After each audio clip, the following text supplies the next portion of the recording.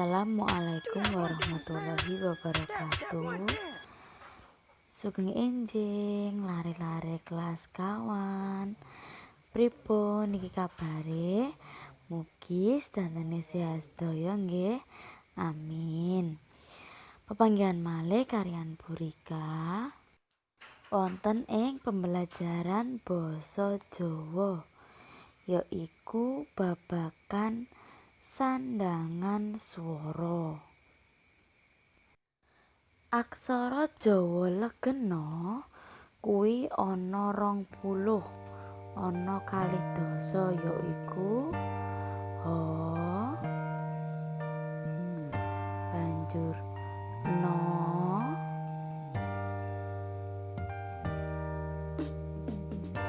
ana ca, ra, ka,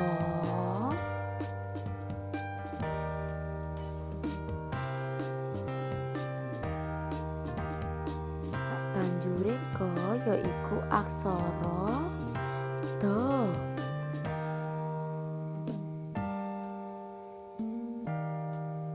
Banjur ta,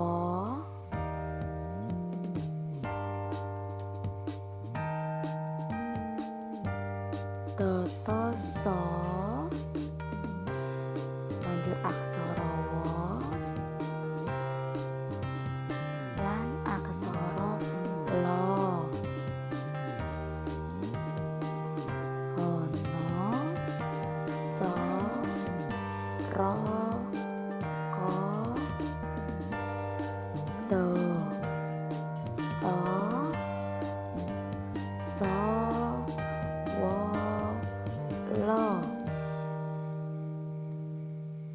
Sabanjure la ana aksara pa.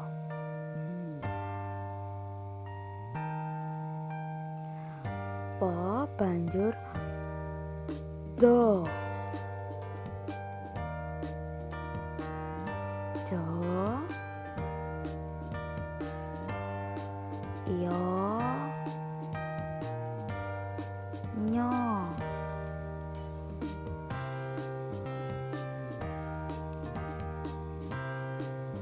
sabanjure nya banjur aksara ma. Maga,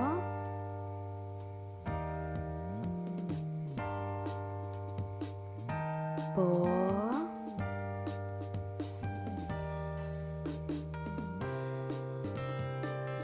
ta, nga, pada, ja, ya, nya, maga, ba, ta, nga. Ana 12 nggih.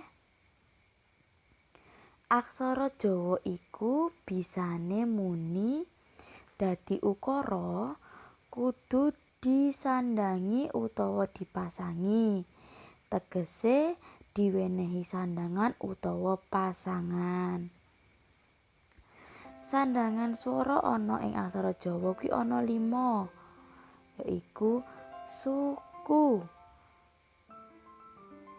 Sandhangan wulu rumiyin nggih yaiku i. Tuladhane ana 5 lan sila. Banjur sandhangan suku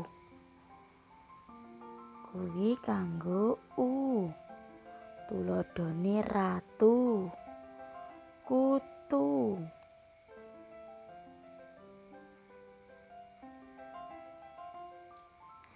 Sandhangan taling kuwi kanggo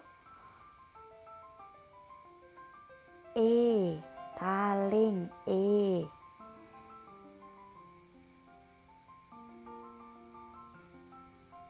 tuladhane mete.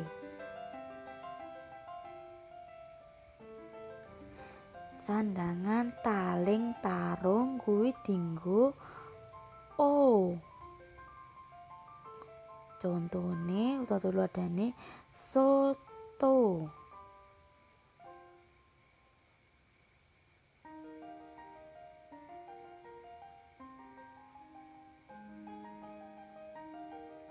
Sandangan pepet dienggo E.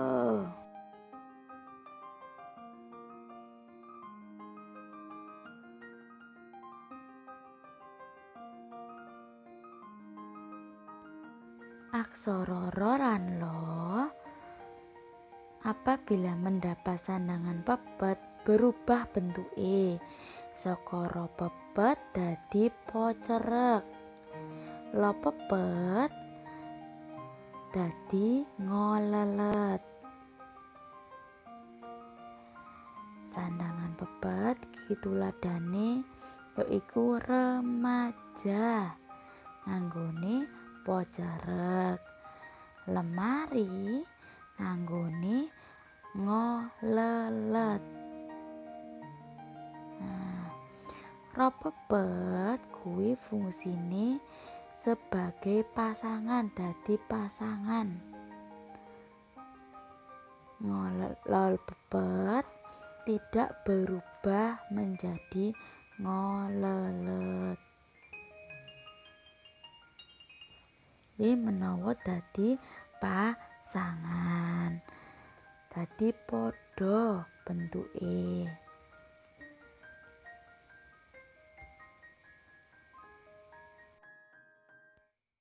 Pasangan iku gunane kanggo nyipta utawa gawe aksara mati utawa konsonan.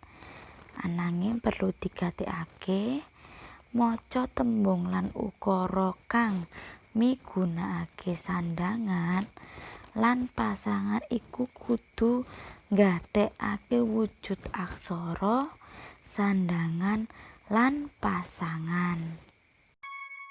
Do that one dance, baby. That one dance.